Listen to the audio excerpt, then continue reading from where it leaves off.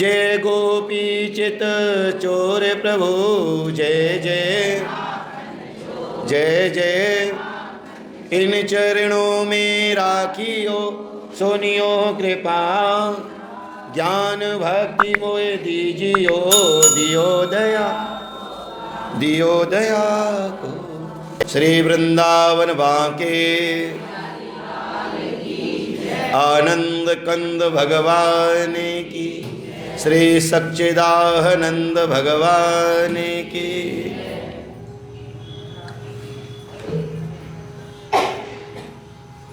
आज क्या है? देखो भगवान के यहाँ से भी ना छोटे और बड़े बन गए हैं। हम कैसे कहें कि सब लोग बराबर रह रहे हैं? छोटा भी है और भाई आज छोटी दिवाली है तो कल बड़ी दिवाली है कि नहीं? तो महाराज आज के दिन जो है ना छोटी दिवाली है। छोटी दिवाली पर हम लोग क्या करते हैं? आज की तिथि को कहते हैं हम नरक चौदस। क्या कहते हैं? नरक चौदस। तो जो आज की तिथि नरक चौदस है ना, उसमें हम सब लोग क्या करते हैं? अपने घर की जितनी भी गंदगी है सफाई करते हैं कल के लिए, कि कल महाराज सफाई ना करनी पड़े ना। लक्ष्मी जी का आगमन आराम से बड़ी प्रसन्नता से मकान सजा करके घर को सफाई करके कल काम करना पड़ेगा। कर लिया भाई, जिसके नाम मकान होगा उसे तो करना ही पड़ेगा, क्योंकि जितने भी बड़े बूढ़े हैं ये बच्चों के नाम तो मकान करना चाहते नहीं, तो फिर सफाई यही करें कि नहीं या तो फिर मकान नाम कर दें। अगर मकान नाम कर देंगे तो फिर बड़े बूढ़ों से मकान साफ हो जाएगा क्योंकि बच्चे उन्हें रहने नहीं देंगे। क्योंकि आजकल क्या है ना, वृद्धाश्रम इसीलिए बना है, तो बुजुर्ग भी चतुर हैं, वो नाम करना चाहते ही नहीं हैं। पर कोई ऐसा कर दिया। अब ये पता क्यों बोल रहे कि कर दिया? तो महाराज कहने का मतलब है कि आज के दिन हम जो है ना कार्तिक मास के कृष्ण पक्ष की जो चतुर्दशी है महाराज, चंद्रोदय के समय तिल और तेल से स्नान करने वाला जो मनुष्य है वो कभी भी नरक में नहीं जाता। कल क्या है? मैं चंद्रमा निकलेगा अब या सूरज निकलेगा? अब ये बताओ, अब क्या निकलेगा? सूरज निकलेगा ना। इसीलिए बताया है मैंने कि शाम को जब चंद्रमा निकलेगा ना, हाँ अब समझने की बात है ना, इसीलिए मैं पहले बता रहा हूँ कि शाम को चंद्र उदय होने से पहले शाम को चंद्रमा निकलेगा, अब सूर्य निकलेगा, दोनों में फर्क है ना। तो महाराज शाम को चंद्रमा निकलने से पहले सूर्य उदय, और सूर्य जब अस्त हो जाए ना तो तिल का जो तेल है ना उससे महाराज स्नान करे, उसमें या जल घेर ले उससे स्नान करे। अब ऐसा स्नान नहीं कर सकते जो वृद्ध लोग हैं ना, बार बार नहीं नहा सकते ना, तो क्या करें? वो महाराज तिल का तेल ही अपने शरीर पर लगा लें। देखो समस्या का समाधान हर जगह मिलेगा, जहाँ समस्या होगी वहाँ समाधान भी होगा, पर उसके लिए हमारा थोड़ा सा विचार करना पड़ेगा। तो महाराज इस प्रकार से जो है ना, जो प्राणी इस प्रकार से अपने हमारा शरीर पर ना तेल लगाता है ना, उसके यहाँ क्या होता है कि एक तो उसके यहाँ लक्ष्मी जी का निवास होता है, और दूसरा क्या होता है ना कि वो कभी भी यमलोक में नहीं जाता।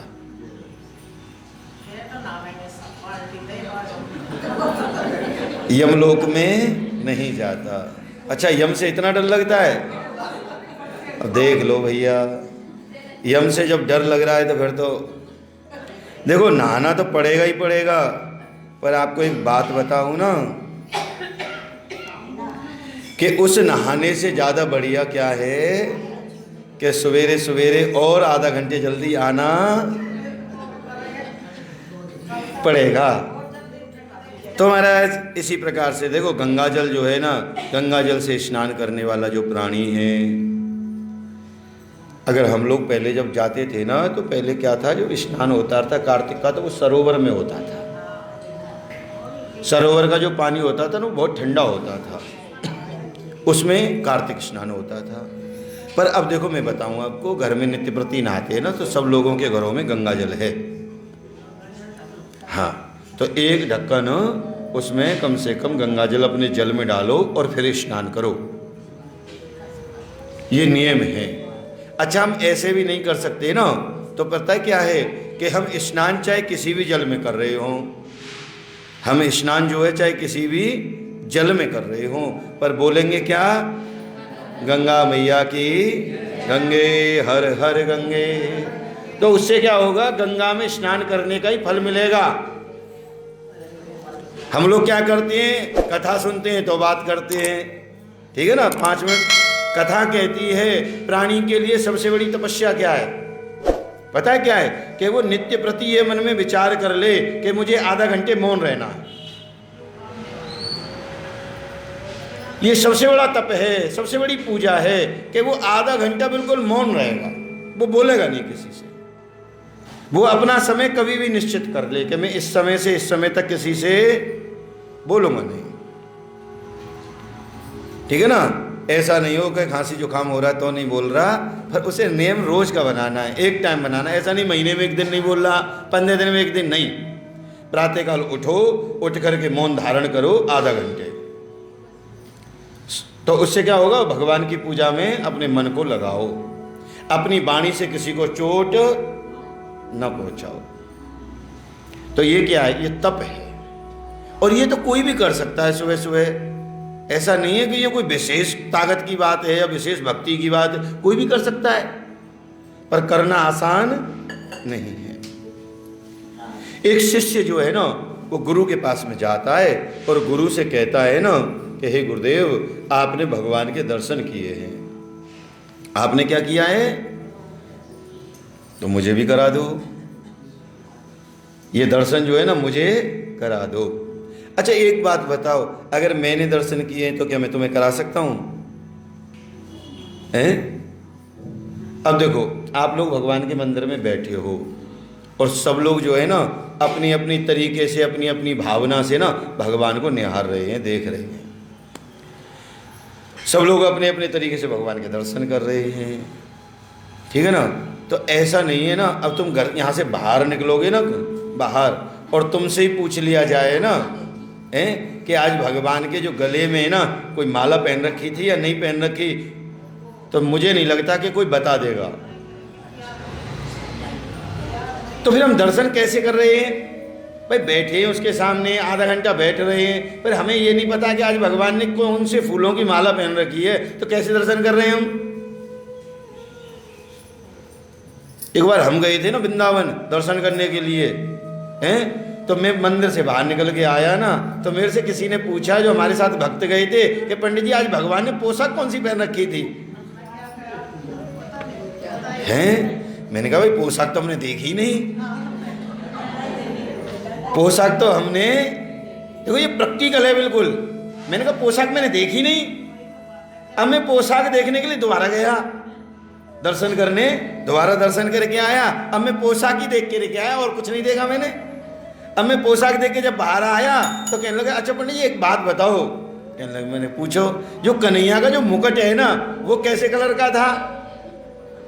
मतलब ऐसे करते करते मैंने भगवान के दर्शन 7 बार किए, घूम घूम के जाता रहा, कभी वो कुछ पूछ ले कभी कुछ पूछ ले, मैं बार बार दर्शन करके आता रहा। तो मेरा कहने का मतलब है कि हम लोग जब भगवान के दर्शन करते हैं ना, तो दर्शन करते वक्त क्या है ना, हमारा ध्यान जो है ना वो इधर उधर होता है, वो पूरा भगवान की तरफ होता नहीं।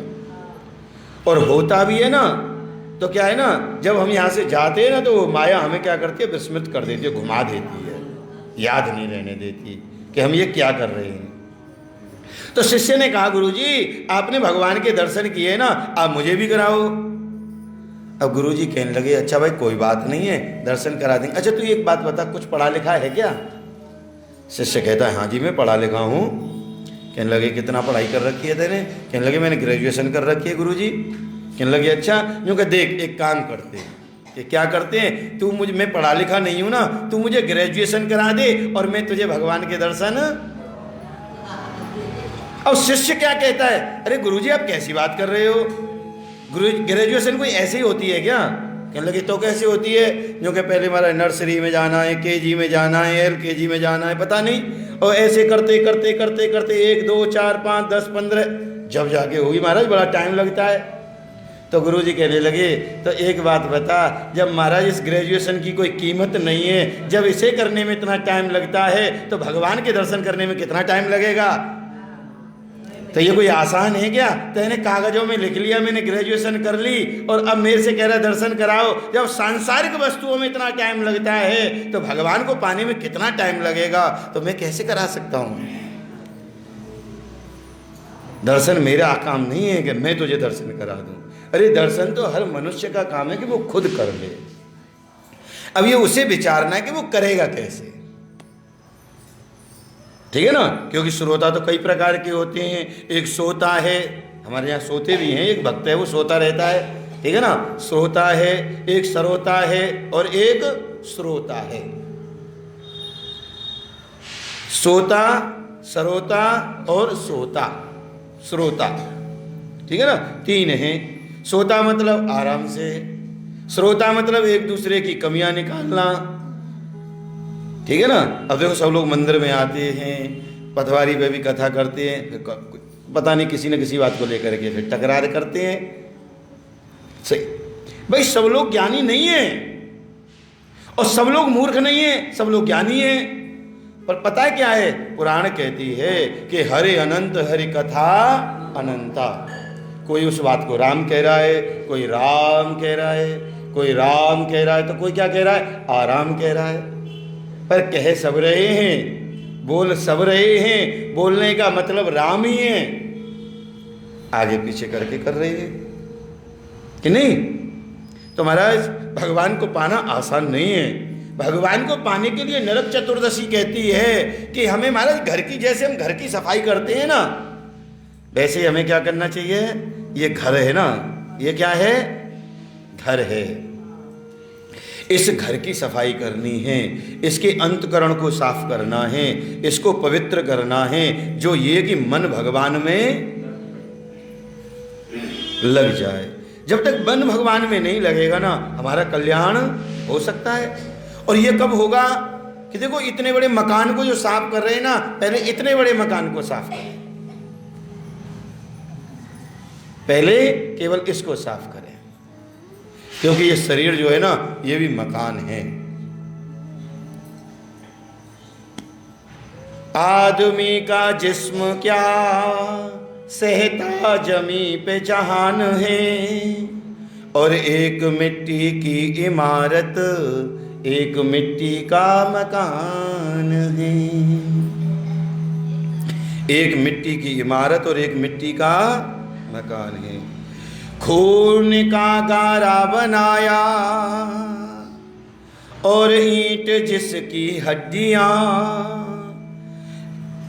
चंद श्वासों पर खड़ा ये लेके अपने आसमां।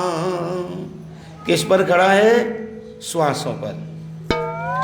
गर्द से की आंधी, जैसे तूफान आता है ना, ऐसे आती है क्या कि गर्द से की आंधी जिस दिन इससे टकराएगी, और हाड़ मास की बनी इमारत मिट्टी में मिल जाएगी, मिट्टी में मिल जाएगी।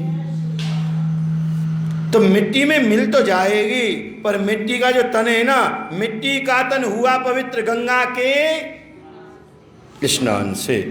पर यह तन पवित्र कब होगा? जब हम लोग जो है ना गंगा का स्नान करेंगे। और वो गंगा कौन सी है? ज्ञान गंगा। कौन सी गंगा है? ज्ञान गंगा। उस ज्ञान गंगा का अगर हम रोज रसपान करेंगे ना, तो क्या होगा? हमारे जीवन का कल्याण होगा।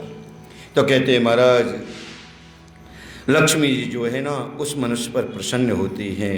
और आज के दिन ना सब जगह चौराहे पर महाराज, अपने घर दुकान पर क्या करना चाहिए ना, हमें दीपदान करना चाहिए कि सब जगह प्रकाश रहे, अंधकार न रहे। क्योंकि जो यम है ना वो छाया है। क्या है? और ये है कौन? सूर्य पुत्र। कौन है? सूर्य पुत्र। तो महाराज देखो, भगवान श्री कृष्ण जो है ना, भागवत में कथा आती है नरकासुर की। नरकासुर जो है ना, वो बड़ा महाराज पराक्रमी दैत्य हुआ है, विशेष पराक्रमी। उसने क्या किया ना, सभी देवताओं को महाराज हरा दिया है, सबको कष्ट पहुंचा दिया है। और सबको जब कष्ट पहुंचाया है ना, तो क्या देखा महाराज, इतना बलशाली हो गया है कि वो स्वर्ग में महाराज जो न तो स्वर्ग है और न ही महाराज पृथ्वी है, और बीच में क्या है ना, अपनी शक्ति से उसने महल बना लिया, भवन बना लिया है। और देवताओं के पास में जितने भी रत्न हैं ना, उन सब रत्नों को क्या कर लिया उसने? अपने पास कर लिया है। जो सारे रत्न उसके पास आ गए। अब तो महाराज हाथी भी चला गया है। और महाराज लक्ष्मी जी तो महाराज जब उसने तक शक्ति इतनी ले रखी है, तो बीच में महाराज अब तो उसके पास किसी चीज़ की, पराक्रम की, किसी चीज़ की कमी नहीं रही। देवता हार गए, देवता परेशान होने लगे। देखो, परेशान हमेशा कौन होता है पता है? जो धर्म का परायण करता है, जो धर्म पर चलता है ना, वही परेशान रहता है। पर सांसारिक वस्तुओं में तो वो परेशान रहता है। पर मुक्ति किसकी होती है? भक्ति किसको मिलती है?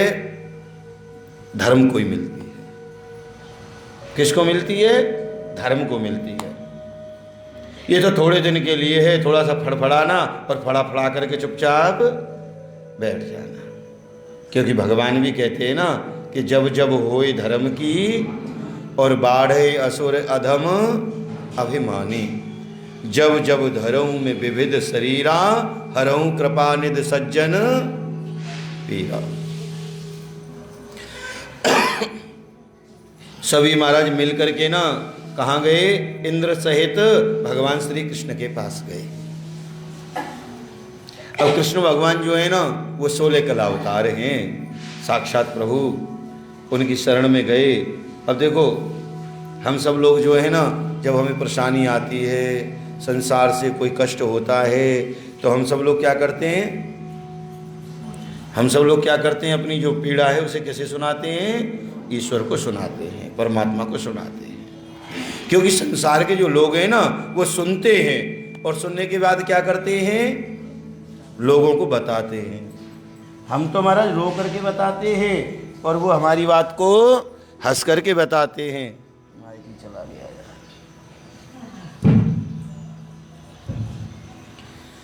हम अपने पीड़ा जो है ना, संसार के लोगों को इसलिए बताते हैं कि महाराज हमारी पीड़ा को सुनेगा। और संसार के लोग क्या करते हैं कि उसको महाराज फिर लोगों को बताते हैं कि देख वो कितना परेशान है, कितने कष्ट में है। तो संसार के लोग कैसे हैं? कैसे बताओ?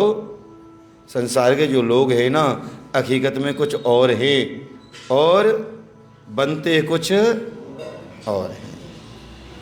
बाकी जैसे अंदर से हैं वैसे बाहर से होना चाहिए। जैसे कबूतरी ने कहा था ना, वैसे ही होना चाहिए। महाराज जो है वही रहो ना, हैं? बनते कुछ और हो, कपड़े कुछ और है और हमारा शरीर कुछ और है। तो महाराज जब गए ना, तो क्या देखा उन्होंने? महाराज वहाँ पहुँच करके भगवान श्री कृष्ण की प्रार्थना की, हे प्रभु आप हमारे ऊपर कृपा करो। भगवान कहने लगे कि भैया तुम्हारे ऊपर मेरी पूरी कृपा है। कहने लगे प्रभु अगर कृपा होती ना, तो हमें नरकासुर जो है ना, वो परेशान नहीं करता। उसने हमें बहुत परेशान कर रखा है, हमारा सब कुछ छीन लिया है। हम लोग तो समझते हैं कि हमने बहुत ज़्यादा भगवान की तरफ ध्यान नहीं है ना, पैसों की तरफ ध्यान है, माया की तरफ ध्यान है ना, तो भगवान ने हमारी पूरी सुन रखी है। हमारे ऊपर भगवान ने पूरी कृपा कर रखी है। पर आपको एक बात बताऊं कि एक मैया है ना, भगवान नारद जी है ना, नारद जी महाराज नारायण भगवान के पास जाते हैं और नारायण भगवान के पास पहुंच करके कहते हैं प्रभु आज आप मेरे साथ चलो, कहने लगे कहाँ चलते हैं बता, कि आप जो है ना अपने भक्तों को बहुत परेशान करते हो, और जो महाराज आपकी पूजा पाठ नहीं करते ना, जो लोगों को परेशान करते हैं, जो आप उनको तो और ज़्यादा आनंद देते हो। कहने लगे मुझे दिखाओ। कहने लगे चलो। क्योंकि ऐसे ही चलें। कहने लगे ऐसे चलोगे तो कैसे काम बनेगा। कहने लगे तो कैसे चले, क्योंकि भेष बदल के चलते हैं। अब भेष बदल करके गए महाराज। अब वो कहाँ पहुँच गए महाराज, किसी के घर पहुँचे ना, तो वहाँ क्या है ना, एक वहाँ बुढ़िया रहती है। अब बुढ़िया को देखा ना, अब बुढ़िया जो ना भगवान की बहुत भक्त है, बहुत भक्त है, भगवान की बड़ी पूजा करती है। अब महाराज जब बहुत पूजा करती है, वहाँ पहुँचे, आओ जी, अतिथि सत्कार करती है, आओ बैठो। और उसके यहाँ क्या है ना, एक गाय है बस, हैं बड़ी कथाएं। एक किसान की कथा आती है महाराज, किसान जो है ना वो ऐसे ही अपना गुजारा करता है, हैं। तो यहाँ क्या है ना, माता के यहाँ गाय है। अब गाय का जो दूध है ना उसे पीती है और गोपाल की सेवा करती है, गोपाल को पिलाती है, बस यही काम है और कोई काम नहीं है। वहाँ पहुँच गए। अब वहाँ पहुँच करके पता है क्या कहने लगे, चाय पानी पी करके जब बढ़िया भगवान ने बड़ी प्रसन्नता से मैया ने सेवा की, जब कहने लगे भगवान इसे आशीर्वाद तो दे दो ना, तो पता है भगवान ने क्या कहा, मैं आशीर्वाद देता हूँ किसी की गाय मर जाए। क्या हो जाए। नारद जी बाहर निकल के आए, कहने लगे महाराज कुछ तो सोचो, दुनिया जो गोपी है ना आपको निष्ठुर कहती है ना, है कि कन्हैया कैसा है, निष्ठुर है। तो प्रभु आप मेरे ऊपर कृपा करो, आपने बताओ क्या कर दिया, बेचारी ने कितनी तो तुम्हारी सेवा की है, आदर सम्मान किया है, सत्कार किया है, और आप क्या कह रहे हो बताओ। अरे उससे तो उसकी जीविका चलती है, अगर वही मर जाएगी वो क्या करेगी। भगवान कहने लगे अच्छा चल और दिखा मुझे।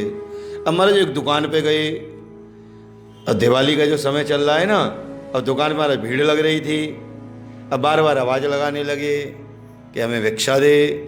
अब वो दुकानदार पता है क्या कहता है, तुम दोनों के दोनों इतने हट्ठे खट्टे नजर आ रहे हो, कमा के नहीं खा सकते क्या, मैं नहीं कमा रहा हैं, तुम इतने हट्ठे खट्टे हो, खूब तगड़े नजर आते हो, कमाओ मेहनत करो, चलो यहाँ से। सवेरे सवेरे अभी तभी तो दुकान खोली है और अभी तुम आ गए मांगने के लिए, जाओ यहाँ से, कुछ नहीं मिलेगा। थोड़ी बाहर निकले, फिर दोबारा नारद जी कहने लगे, अब कहने लगे एक बार और चल रहे भाई। कहने लगे महाराज अभी तक रास नहीं आई, अभी और चलना है। कहने लगे दोबारा चलते हैं। और दोबारा गए, अरे फिर आ गए हैं, एक बार तुम्हें समझाया समझ में नहीं आया, फिर क्यों आए तुम, जाओ यहाँ से। तो भगवान कहने लगे, जब निकल के फिर आ गए ना, तो कहने लगे महाराज अब इसके लिए क्या करोगे बताओ ना। तो बताया क्या कहा भगवान ने, कहने लगे इसका कारोबार और चलने लग जाए। क्या चलने लग जाए। भगवान कहने लगे महाराज जैसे ही कहा कारोबार और चल जाए, अब तो नारद जी से रहा नहीं गया। नारद जी को महाराज जो है ना परेशानी हुई, और जब परेशानी हुई ना, नारद जी ने पूछ ही लिया कि महाराज एक बात बताओ कि ये लोग जो कहते हैं, गोपियां जो कहती हैं, आज मैंने भी देख लिया है ना, ये बिल्कुल सत्य है, ये बिल्कुल सत्य है। एक मैंने वो सुना था कि महाराज प्रेम करना जो है ना, उससे ज़्यादा बढ़िया क्या होता है, जहर खाना। क्या होता है, किसी से प्रेम करने से ज़्यादा बढ़िया है जहर खाना, जहर खा के मर जाना। कौन कहता है, नारद जी कहते हैं कि बुढ़िया इतना प्रेम करती है, तुम कहते हो गाय मर जाए, अरे इससे तो वो वैसे ही मर जाती तो ठीक था। प्रभु आप ये तुमसे बिल्कुल प्रेम नहीं करता, इतना आपको सता रहा है, इतना परेशान कर रहा है, इसके गले से एक रुपये नहीं निकला, और इतने इसको इतनी तुमने लक्ष्मी दे रखी है, और इसके फिर कह रहे हो कारोबार चल जाए। भगवान कहते हैं कि देख नारद, जो बुढ़िया है ना उसकी आसक्ति तो गाय में अटक रही है, वो और भजन करेगी, और भजन करेगी तो क्या होगा उसका कल्याण। जब गाय मर जाएगी ना तो उसके पास कुछ और नहीं रहेगा मेरे सिवाय। अभी तो बंटवारा कर रखा है, गाय की सेवा करती है फिर मेरी सेवा करती है, फिर गाय नहीं रहेगी, फिर मैं ही मैं रहूँगा, गाय चली जाएगी। कहने लगे ये क्या करेगा? कहने लगे इसको और धन दूंगा, ऐसे ही संत साधु ब्राह्मण जो भी इसके द्वार पर आएगा उसका अपमान करेगा और ये सीधा नरक में चला जाएगा। इसे कोई रोक नहीं सकता, कोई बचा नहीं सकता। मैं संपत्ति इसीलिए देता हूं लोगों को, इसीलिए ज्यादा से ज्यादा देता हूं कि इन्हें अहंकार आ जाए, क्योंकि जलने वाली चीज तो एक दिन जली जाती है। इन्हें अहंकार आना चाहिए। अहंकार दिलाने के लिए मैं क्या करता हूं कि महाराज इन्हें माया देता हूं। रामायण में लिखा है कि प्रभुता पाए कौन मद नाही, जिसको प्रभुता मिली हो और ऐसा कौन सा है जिसे मद ना हुआ हो, जिसे अहंकार ना आया हो। तो पता है, देखो बड़े राजा हुए हैं, बड़े राजाओं की कथा है, पर एक ही राजा ऐसा है ना महाराज जिसके पास में सब कुछ होते हुए भी उसे अहंकार। बताओ कौन सा राजा है? जनक तो विदेह हैं। एक राजा है जिसको साक्षात नारायण भगवान ने कहा है कि महाराज इंद्र को अभिमान आ सकता है पर उसे नहीं आ सकता, और वो है राजा भरत। कौन है? भरत। कि उसे अभिमान, जिस समय लक्ष्मण जी कहते हैं ना कि वो सेना लेकर के आ रहा है युद्ध करने के लिए, आज मैं उसे छोड़ूंगा नहीं, उस समय कहते हैं देख मेरी बात सुन कि इंद्र को आ सकता है अभिमान और किसी को आ सकता है अभिमान, पर भरत जो है ना उसे अभिमान, भरत जैसा तो दुनिया में कोई है ही नहीं। क्योंकि गुरु वशिष्ठ ने जिस समय नाम रखा उस समय क्या कहा कि विश्व भरण, कि जो विश्व का भरण और पोषण करता है, विश्व भरण पोषण कर जो ही अस कर नाम भरत जस होई। अरे भैया उसके पास में इंद्र भी अपना राज्य दे दे, अयोध्या तो कुछ भी नहीं है, तो उसे अभिमान नहीं आएगा, क्योंकि वो क्या है ना, वो प्रभु का पुजारी है। और माया में उसको देता हूं जिसको महाराज अभिमान प्रकट करना हो, जिसका मुझे नरक में भेजने के लिए तैयारी करनी हो, उसे अभिमान आता है, वो महाराज लोगों से उल्टा सीधा बोलता है, तो मैं क्या करता हूं उसे नरक में भेज देता हूं। तो कहने लगे अगर उसके पास में इतना राज सब कुछ हो गया है और उसे अभिमान आया है ना नरकासुर को, कहने लगे हाँ महाराज, और जो राजा है ना उनकी महाराज युद्ध कर करके उनकी कन्याओं को 16,000 कन्या जो हैं उनको ही महाराज उसने अपनी कैद में इकट्ठा कर रखा है। भगवान कहने लगे कन्या? कहने लगे हाँ, कि भाई उसने तो और अधर्म किया है, अब मुझे उससे युद्ध करना पड़ेगा। भगवान जो कृष्ण है ना गरुड़ पर सवार होते हैं और गरुड़ पर सवार होकर के चले जाते हैं युद्ध करने के लिए। तो महाराज जैसे उसके भवनों के बाहर पहुंचते हैं ना, तो 5 जन्य शंख का महाराज क्या करते हैं, वो ध्वनि करते हैं, वो निकल के बाहर आता है, और बाहर आता है तो युद्ध प्रारंभ। और भगवान श्री कृष्ण ने क्या किया, नरकासुर को मार दिया।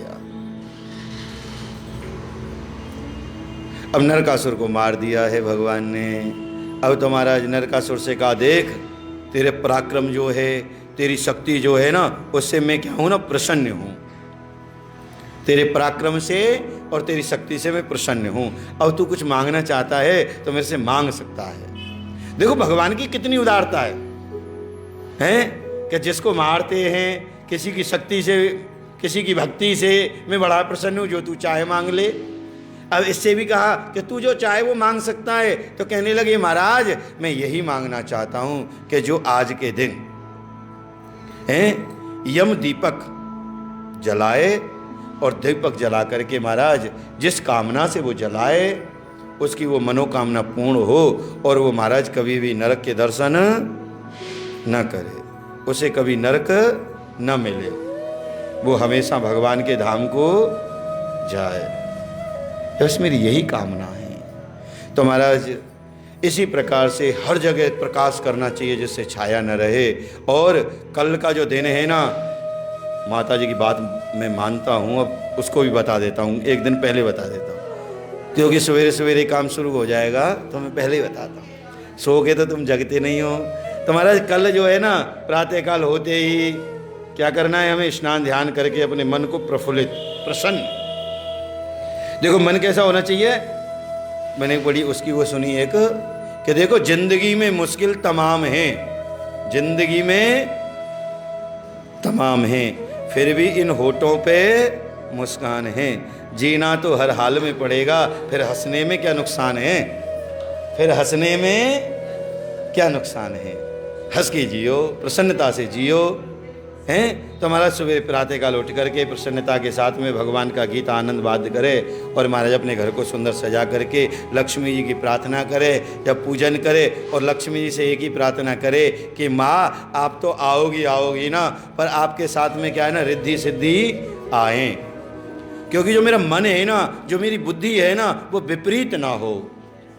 चाहे पैसे कम आए, चाहे पैसे कम आए। एक बार मेरा भक्त मेरे पास में आता था, एक पता है वो क्या कहता था, भगवान के पास आके एक ही बात कहता था, क्या कि भगवान चाहे आधी रोटी कम देना ना, पर मुझे सुख और मेरे परिवार को सुख देना, बस परेशान न रहूं मैं, चाहे मैं खाना आधी रोटी कम खा लूंगा, पर मुझे शरीर में कोई रोग ना हो जाए, कोई कष्ट ना हो जाए, मेरे परिवार को किसी प्रकार की कोई परेशानी ना रहे, बस इतना देना। तो ऐसे ही हम रिद्धि सिद्धि से प्रार्थना करते हैं, जो हमारी बुद्धि है ना, इसे ऐसी करना कि हमें अहंकार ना आए। क्योंकि धन जो है ना, वो क्या करता है, अहंकार दिलाता है, अहंकार आता है, वो नहीं आना चाहिए। क्योंकि महाराज फलदार जो वृक्ष होता है ना, वृक्षों से सीखना चाहिए, फलदार ही होता है ना, वही झुकता है। तो जब हम ज़्यादा धनवान हैं ना, भक्तिमान हैं ना, तो हमें अहंकार नहीं करना। तो महाराज इसी प्रकार से जो प्राणी पूजा करता है और लक्ष्मी से प्रार्थना करता है कि हे माँ आप मेरे घर में निवास करो। अब देखो, लक्ष्मी जी की पूजा करता है कि मेरे घर में निवास करो, और लक्ष्मी जी से अगले दिन गोवर्धन जी महाराज से प्रार्थना करता है कि महाराज वर्षा तो हो पर नोटों की होनी चाहिए, पानी की न हो, हैं। इसीलिए हम सब जगह सब तरीके के महाराज जितने भी हमारे यहाँ साग सब्जियाँ हैं, अन्नकूट बनाते हैं भगवान का, तरह तरह के नाना प्रकार के। देखो नाना प्रकार यहाँ भी आ गया ना, अन्नकूट का मतलब ही नाना प्रकार इसलिए रखा गया कि सेठानी के घर तो महाराज कढ़ी बनी है, हैं, और भाभी जी के घर पे ना अब कोई और सब्जी बनी है, सीताफल की बनी है, ठीक है ना। अब ऐसे ही सब लोग जब भगवान की पूजा करने के लिए घर घर से सब्जी बना बना करके अगर लाएंगे तो नाना प्रकार हो जाएगा कि नहीं। अब ऐसा थोड़ी है सब लोग एक जैसा बना के लाएंगे, कोई कुछ बनाएगा, कोई कुछ बनाएगा कि नहीं। किसी के यहाँ के मेथी के पराठे बड़े अच्छे हैं। तो मेरा मतलब क्या है कि महाराज सब नाना प्रकार के भगवान का भोग लगाने के लिए कुछ न कुछ लाते हैं, तो उसे हम लोग क्या कहते हैं, अन्नकूट कहते हैं। और देखो मैंने कल की कथा में भी एक बात बोली थी, मैंने बाद में थोड़ा सा, कि देखो रक्षा सूत्र बांधने के लिए गणेश जी की पुत्री का क्या नाम है, संतोषी। संतोषी माता जो है ना, वो गणेश जी की बेटी है, ठीक है ना। जब शुभलाभ जो है ना इनके पुत्र हैं, तो जब कोई बहन नहीं थी ना, तो भगवान गणेश जी महाराज ने क्या किया, सरस्वती जी को प्रकट किया कि मेरे बच्चों के रक्षा सूत्र बांधने के लिए आप प्रकट हो जाओ, जिससे मेरे बच्चों का जो है ना कल्याण हो, ठीक है ना। तो देखो ये क्या है, भैया दूज। रक्षा सूत्र बांधने के लिए हमें किसकी आवश्यकता है, बहन की, ठीक है ना। और माँ बाप की तो बहन हितैषी होती है, पुत्री। जो भी बात होती है वो किससे बात करते हैं, अपनी बेटी से, क्योंकि बहू आकर के तुम्हारा थोड़ा बहुत खटपट होने लग जाए तो सारी बात किससे करनी पड़ती हैं, पार्टनर बनानी पड़ती है, बेटा ये है, बेटा वो है। तो इसलिए भैया दूज जो है ना, भैया दूज है, उस दिन भाई को क्या करना चाहिए, बहन के हाथ का ही भोजन। अब मैंने माता जी भैया दूज तक बता दिया, ठीक है ना। उसको क्या करना चाहिए कि बहन के हाथ का ही भोजन करना चाहिए, और बहन को भी जब भी भोजन करना चाहिए जब भाई के तिलक करे, तिलक करने के बाद भाई को भोजन कराए, और इसके बाद वो खुद भोजन करे। बांके बिहारी लाल की, श्रीमन नारायण नारायण नारायण।